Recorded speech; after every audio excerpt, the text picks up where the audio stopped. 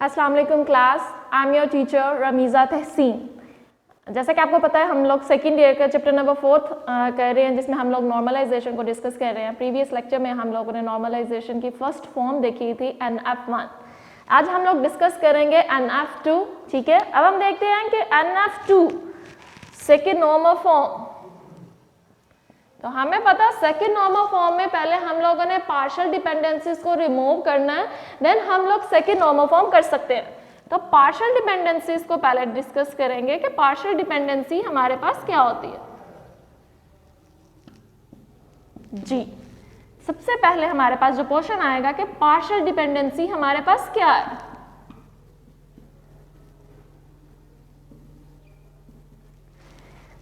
Partial dependency से पहले आप लोगों को कॉन्सेप्ट होना चाहिए।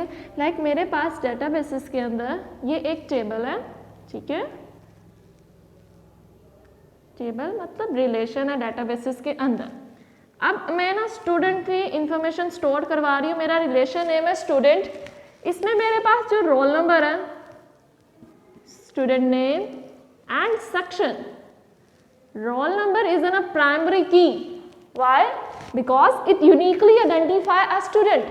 रोल नंबर किसी भी स्टूडेंट की यूनिकली आइडेंटिफाई करने वाली की है, जो उसको यूनिकली आइडेंटिफाई करती है।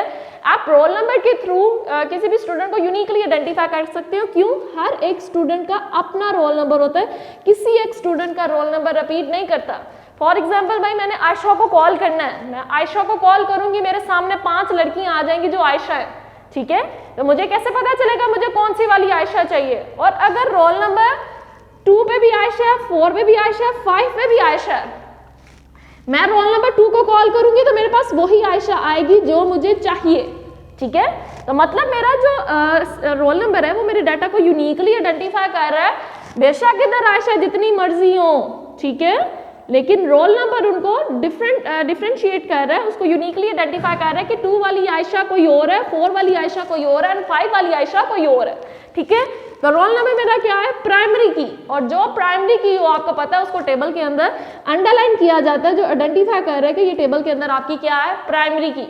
तो रिलेशन के अंदर एक तो आपकी मस्ट प्राइमरी की एग्जिस्ट करनी चाहिए कि आपके टेबल में प्राइमरी की मस्ट होनी चाहिए। अब ये तो पता चल गया भाई रोल नंबर मेरी प्राइमरी की। तो बाकी जो एट्रीब्यूट्स हैं, ठीक है, बाकी जो आपका नेम है, आपका सेक्शन है, इन एट्रीब्यूट्स को क्या कहा जाता है? रोल नंबर आपके पास है प्राइमरी की, ठीक है। और जो बाकी 2 एट्रीब्यूट्स हैं, ठीक है, उनको कहा जाता है नन की एट्रीब्यूट। डाटाबेसेस के अंदर जो आपके रिलेशन होते हैं, ठीक है, जो एट्रीब्यूट आपका प्राइमरी की है उसको तो मेंशन कर दिया भाई, अंडरलाइन किया हुआ है, हमें पता है ये मेरी क्या है? प्राइमरी की। तो जो बाकी मेरे दूसरे एट्रीब्यूट्स हैं जो मेरी प्राइमरी की नहीं है मेरे रिलेशन के अंदर, वो मेरे क्या कहलाते हैं? वो मेरे नन की एट्रीब्यूट कहलाते हैं मेरे टेबल के अंदर, रिलेशन के अंदर। तो अब ये तो मैंने आपको कॉन्सेप्ट देना था कि नन की एट्रीब्यूट हमारे पास कौन से वाले एट्रीब्यूट होते हैं। अब हम डिस्कस करेंगे कि पार्शियल डिपेंडेंसी। पार्शियल डिपेंडेंसी क्या होती है? Partial dependency state that non key attribute depend upon a part of primary key. वो पूरी प्राइमरी की पे डिपेंड नहीं करते, वो प्राइमरी की के एक पार्ट पे डिपेंड करते हैं।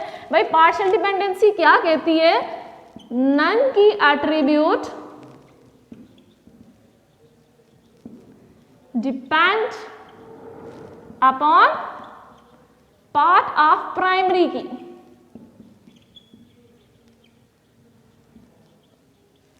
पार्शियल का मतलब ही क्या होता है? पार्शियल का मतलब होता है पार्ट्स, ठीक है।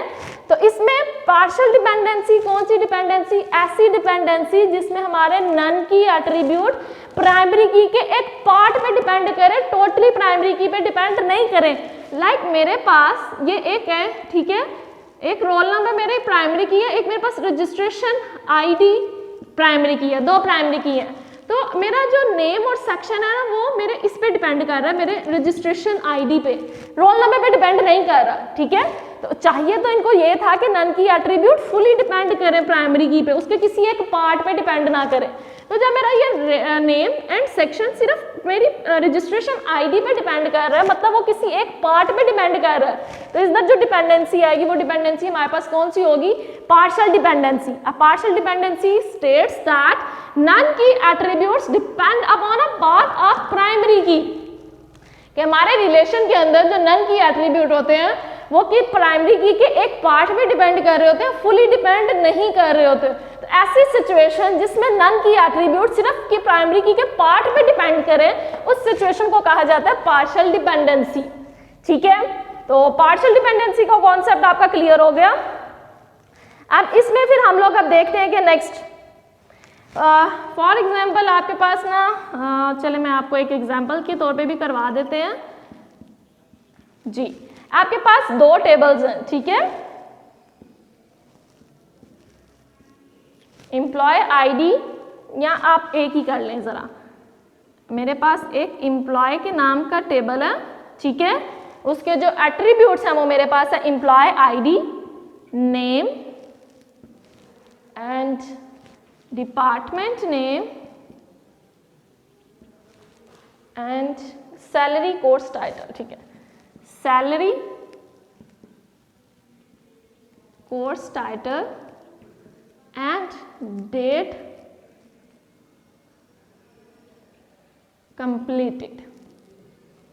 ये मेरे पास एट्रीब्यूट्स हैं मेरे एम्प्लॉय टेबल के। ठीक है, अब इसमें मेरे पास एम्प्लॉय आईडी भी मेरी प्राइमरी की है और मेरा कोर्स टाइटल भी प्राइमरी की है। ठीक है, तो इसमें क्या है भाई, name, department name and salary depend कर रहे हैं जस्ट एम्प्लॉय आईडी पे। ठीक है, मेरे पास प्राइमरी की तो दो हैं लेकिन वो प्राइमरी की के एक पार्ट पे डिपेंड कर रहे हैं। तो मेरे पास क्या है भाई, एम्प्लॉय आईडी, कौन कौन डिपेंड कर रहा है उस पर, name, department name and salary.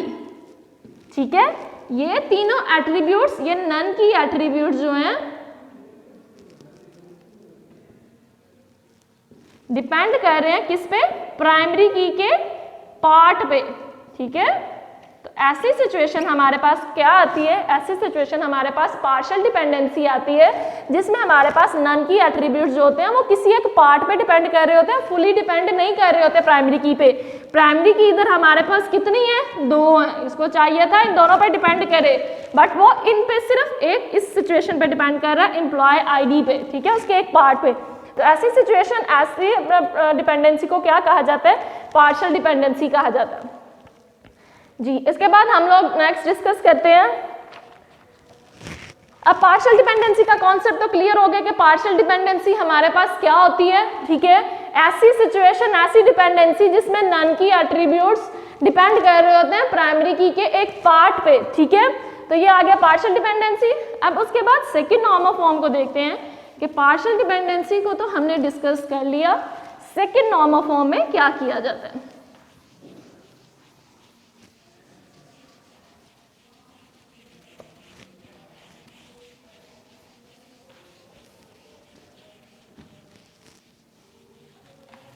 Ji,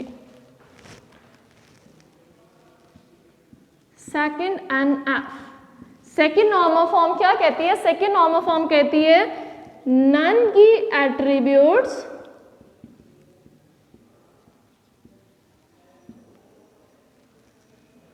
fully functionally depend upon primary key, not a part of primary key. Second normal form states that none की attribute fully functionally dependent upon a primary key, वो primary की के किसी एक part में depend ना करे बल्कि फुली वो प्राइमरी की पे डिपेंड करे।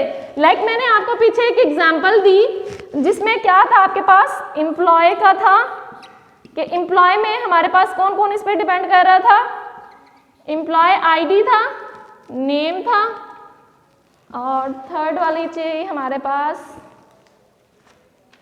ठीक है, employee ID, department name and salary. ठीक है, ये तीनों नन की एट्रीब्यूट्स डिपेंड कर रहे थे मेरे एम्प्लॉय पे। तो हम लोग क्या करेंगे, इनका टेबल ही सेपरेट बना लेंगे। ठीक है, जब इनका टेबल सेपरेट बनाया जाएगा, लाइक मैंने इनको टेबल की फॉर्म में लिख दिया, अब इस टेबल के अंदर सिर्फ एक ही प्राइमरी की है, उसका कोई पार्ट नहीं है। तो अब ये सिचुएशन पूरी होती है कि non key attribute depend upon, fully functionally depend upon primary key, not a part of primary key. इस टेबल के अंदर सिर्फ एक ही प्राइमरी की होगी, वो फुली डिपेंड करेंगे उस प्राइमरी की पे, ना कि उसके किसी एक पार्ट पे। तो ऐसे सिचुएशन में हम लोगों ने टेबल सेपरेट कर लेना होता है, इस सिचुएशन को फुलफिल करना होता है कि हमारे जो नन की एट्रीब्यूट्स हों वो फुली डिपेंड करें मेरी प्राइमरी की पे, ना कि उसके किसी एक पार्ट पे। अब हम एग्जाम्पल से इसको सॉल्व करने की कोशिश करते हैं कि एग्जाम्पल से हम लोग करेंगे कि हमें फिर अच्छी से समझ आएगा। सेकेंड नॉर्मल फॉर्म भी हो गया। अब हम उसके एग्जाम्पल को डिस्कस करते हैं कि एग्जाम्पल में हमारे पास क्या है और हम उसको किस तरह सॉल्व करेंगे। जी, इसको भी रेस कर देते हैं, हमें स्पेस ज़्यादा चाहिए। हम लोग क्या कर रहे हैं, सेकेंड एनएफ कर रहे हैं। अब सेकेंड एनएफ में आपकी जो बुक पे एग्जाम्पल दी हुई है उस एग्जाम्पल को हम लोग डिस्कस करने लगे हैं। उस एग्जाम्पल के अकॉर्डिंग आपके पास जो टेबल है उसमें आपके पास पहले आ रहा है employee ID, department name, salary and course title, date completed. जी,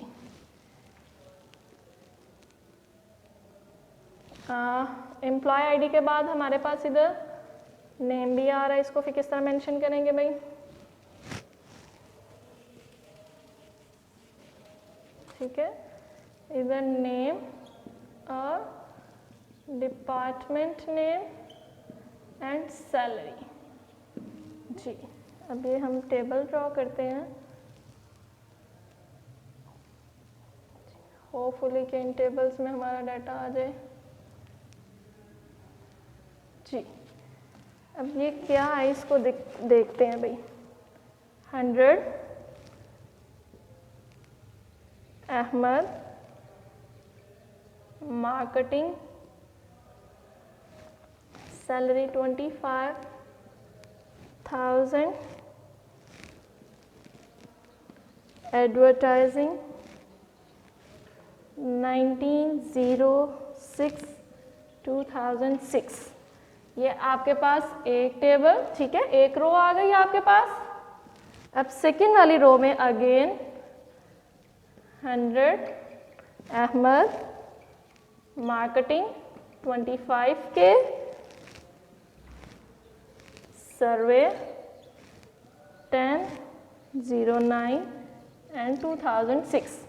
ये आपके पास आ गई सेकेंड रो। उसके बाद आपके पास 140 नज़ीर अकाउंटिंग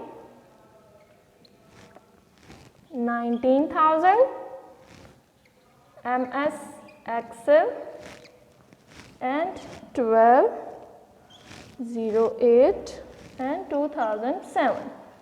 थर्ड रो हो गई आपके पास। उसके बाद fourth row 110 Hamid IT 24K, Oracle and 14/07/2006 आपके पास फोर्थ रो। उसके बाद 1110 Hamid IT 24K, Java and 22/09 and 2006। हम लोग इतनी ही वैल्यूज़ लेने हैं, मकसद तो कॉन्सेप्ट समझाना है, तो मैं इतनी वैल्यू से आपको कॉन्सेप्ट बताती हूँ कि क्या है भाई। हम लोगों ने क्या करना है, इसकी सेकेंड एनएफ बनानी है। सेकेंड एनएफ की कंडीशन क्या थी कि हमारे पास जो रिलेशन है वो ऑलरेडी फर्स्ट नॉर्मल फॉर्म में हो। तो आपके पास जो टेबल आ रहा है आप लोग इसको देख सकते हैं कि ये ऑलरेडी फर्स्ट नॉर्मल फॉर्म में है। हर एक सेल की एक एटॉमिक वैल्यू, एक सिंगल वैल्यू जो आइडेंटिफाई कर रही है कि मेरा ये table already first normal form में है। ठीक है, तो ऐसा पॉसिबल नहीं है कि मैंने उसकी फर्स्ट नॉर्मल फॉर्म बनाई ना, मैं उसकी सेकंड बनाने लग जाऊं। ये टेबल फर्स्ट नॉर्मल फॉर्म में है। First normal form state that every cell has an atomic single value. तो हर एक सेल के अंदर एक एटॉमिक वैल्यू, एक सिंगल वैल्यू जो आइडेंटिफाई कर रही है कि मेरा table already first normal form में है। तो ये मेरे पास इसकी फर्स्ट नॉर्मल फॉर्म। अब मैंने इसकी सेकंड नॉर्मल फॉर्म बनानी है। अब सेकंड नॉर्मल फॉर्म में देखें जरा, आपके पास course title and employee ID, ये दोनों आपकी प्राइमरी की है। ठीक है, तो अब इसमें देखते हैं कि भाई क्या क्या चीज डिपेंड कर रही है। 100 पे नेम देखें क्या है, अहमद पे डिपार्टमेंट नेम मार्केटिंग, सैलरी 25,000, ठीक है। उसके बाद देखें 100 पे अहमद वैल्यू सेम, फिर marketing value same, 25K value same, advertisement and survey value different, 1906-2006, 1009-2006, मतलब ये भी वैल्यू डिफरेंट, ये भी वैल्यू। तो इससे हमें पता चल रहा है जो मेरा नेम है, डिपार्टमेंट नेम है और सैलरी है वो डिपेंड कर रही है मेरे किस पे, एम्प्लॉय आईडी पे, ठीक है। एम्प्लॉय आईडी की देखें जिधर वैल्यू सेम है, इन तीनों की भी वैल्यूज सेम आ रही है। ये तो चलो एक प्रूफ था, उसका सेकंड प्रूफ भी चेक कर लेते हैं। 140 तो हाई सिंगल एंटिटी है ना।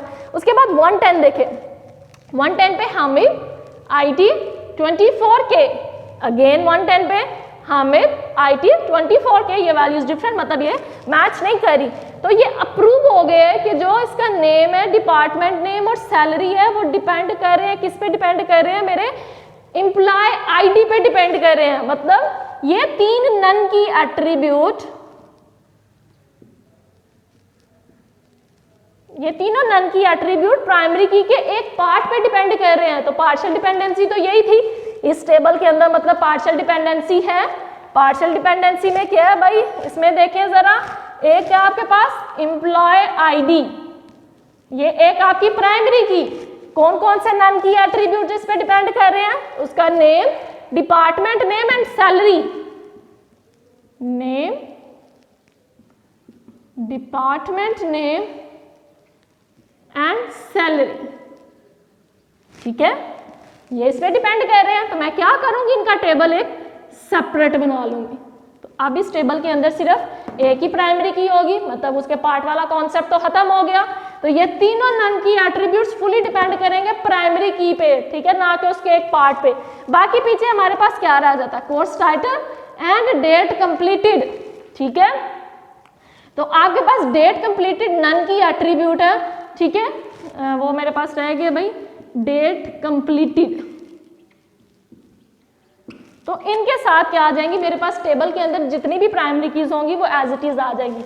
एम्प्लॉय आईडी भी आ जाएगा एंड कोर्स टाइटल भी मेरे पास आ जाएगा, ठीक है।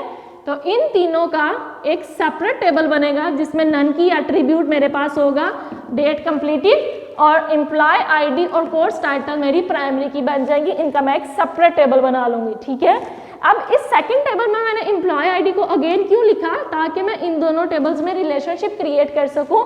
रिलेशनशिप तो तभी बनेगा ना जब एक के अंदर वैल्यू सेम होगी। इधर मेरी ये क्या बन जाएगी, प्राइमरी की, और सेकंड वाले टेबल में जाके वो क्या बन जाती है, फॉरेन की, ठीक है। तो अब इसके टेबल ड्रॉ करते हैं कि हमारे पास टेबल्स की फॉर्म में हम लोग इसको किस तरह लिखेंगे। हमने डिफाइन कर दिया कि जो नन की एट्रीब्यूट्स डिपेंड कर रहे हैं प्राइमरी की पे, उनका टेबल सेपरेट कर लिया जाए। तो जी सेपरेट करते हैं, हमारे पास क्या आ जाएगा, employee ID, name, department name and salary, ठीक है। तो ये मैं 4 एट्रीब्यूट्स का टेबल सेपरेट कर रही हूं जी। अब देखें एम्प्लॉय आईडी में आपके पास क्या है, 100। अब इधर 100 आ गया एज इट इज। इधर मैंने रिडंडेंसी भी रिमूव करनी है। अब देखें वैल्यूज जो सेम है ये क्या क्रिएट कर रही हैं, रिडंडेंसी क्रिएट कर रही हैं, डुप्लीकेशन आ रही है, तो मैंने इस इधर से डुप्लीकेशन भी रिमूव करनी है। अब 100, उसके बाद उसका नेम क्या आ रहा है, अहमद, डिपार्टमेंट उसका नेम क्या है, मार्केटिंग, ठीक है, और सैलरी कितनी है, 25K। नीचे वैल्यूज अगेन वही सारी वैल्यूज हैं, मैं वो सारी वैल्यूज नहीं लिखूंगी, उसको एक दफा ही लिखूंगी। इस तरह मेरी क्या हो गई, रिडंडेंसी रिमूव हो गई। अब देखें 100 पे मैं सिर्फ उसको एक दफा लिखूंगी, अहमद भी एक दफा, मार्केटिंग और 25K भी एक दफा। तो इधर जो सेकंड में रिडंडेंसी आ रही थी वो रिडंडेंसी निकल गई। अब उसके बाद 140 पे तो वैल्यू एक ही है, तो 140 वाला जो हमारे पास रिकॉर्ड होगा वो एज इट इज आ जाएगा, 140 Nazir accounting and 19K as it is. यहाँ तो कोई रिडंडेंसी नहीं है, तो ये रिकॉर्ड मेरे पास ऐसे ही आ जाएगा। अब नीचे वाली जो हमारे पास रो है, देखें इधर भी डाटा बार बार रिपीट हो रहा है। 110 Hamid, IT and 24K values भी सेम है, तो मैं क्या करूँगी, इनको सिर्फ एक दफ़ा ही लिखूँगी। तो मेरे पास आ जाएगा 110 हामिद, IT एंड 24K। अब क्या है भाई, अब ये टेबल किस फॉर्म में है, ये टेबल मेरे पास सेकंड NF में है। सेकंड NF क्या थी कि मेरे पास जो नन की एट्रीब्यूट्स हैं वो डिपेंड करें, फुली डिपेंड करें प्राइमरी की पे।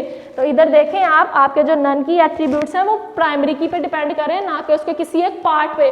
तो ये टेबल मेरा किस फॉर्म में आ गया, सेकंड नॉर्मल फॉर्म में। अब सेकंड नॉर्मल फॉर्म में देखें, अब रिडंडेंसी भी है नहीं है, तो हमने सेकंड नॉर्मल फॉर्म में इसको कन्वर्ट कर लिया कि जिसमें नन की एट्रीब्यूट्स थे वो फुली डिपेंड करें मेरी प्राइमरी की पे। एक टेबल तो ये हो गया जो डिपेंड कर रहे थे, उनका टेबल सेपरेट कर लिया। बाकी जो एज इट इज वैल्यू आ रही थी आपके पास क्या है, डेट कंप्लीटेड, ठीक है। तो employee ID as it is आ जाएगी जो आपकी प्राइमरी की है। दूसरी प्राइमरी की आपके पास है कोर्स टाइटल, और तीसरी आपके पास है डेट कंप्लीटेड, ठीक है। अब डेट में 19, 06 एंड 06, उसके बाद 10, 09 और 06, 12, 08, 07, 14, 07, 06 एंड 22, 09 एंड 06। ये आपके पास डेट में देखें कोई भी वैल्यू रिपीट नहीं कर रही, तो एज इट इज आएंगी। तो इनमें जो हमारे कोर्स टाइटल और एम्प्लॉय आईडी है वो भी एज इट इज हमारे पास आ जाएगा। 100 पे कोर्स टाइटल क्या था, एडवर्टाइजिंग, एडवर्टाइजिंग ऐसे ही आ गया। फिर 100 पे कोर्स टाइटल सर्वे, 100 सर्वे ऐसे ही आ गया। उसके बाद 140 पे आपके पास है course MS excel, MS excel आ गया ऐसे। उसके बाद 110 पे आपके पास है ओरेकल, ओरेकल आपके पास ऐसे ही आ गया। उसके बाद 110 पे आपके पास है जावा, तो 110 पे आपके पास जावा, ठीक है। तो ये मेरी प्राइमरी की, ये एज इट इज टेबल में आ गई, और जो चीज़ रिपीट नहीं हो रही उसको सेम आपने वैसे का वैसे लिख दिया। तो अब ये दोनों टेबल्स किस में है, ये दोनों टेबल्स मेरे पास सेकंड NF1 में है, ठीक है। तो हमारे पास आज हमने क्या डिस्कस किया, सेकंड नॉर्मल फॉर्म और पार्शियल डिपेंडेंसी, जिसमें हमने देखा कि पार्शियल डिपेंडेंसी ऐसी डिपेंडेंसी है जिसमें नन की एट्रीब्यूट्स पार्ट पे डिपेंड कर रहे होते हैं, फुली डिपेंड नहीं कर रहे होते, ठीक है। फिर हमने उसकी डिपेंडेंसी को रिमूव किया और उसको सेकंड NF में कन्वर्ट किया। सेकंड NF क्या कहती है कि non key attributes fully depend करें मेरे प्राइमरी की पे। तो देख सकते हैं आप कि the none key attributes primary key पे फुली डिपेंड कर रहे हैं, ना कि उसके किसी एक पार्ट पे। तो आज के लेक्चर में हम लोगों ने देखा कि नॉर्मलाइजेशन में सेकंड नॉर्मल फॉर्म किस तरह बनती है। तो आज का लेक्चर इतना ही था। अल्लाह हाफिज़ क्लास। वीडियो पसंद आई तो लाइक करें, अपनी राय कमेंट करें। ऐसे ही मजीद वीडियोस के लिए हमारा चैनल सब्सक्राइब करें और बेल का आइकन दबाएं ताकि आपको हर वीडियो का नोटिफिकेशन मिलता रहे।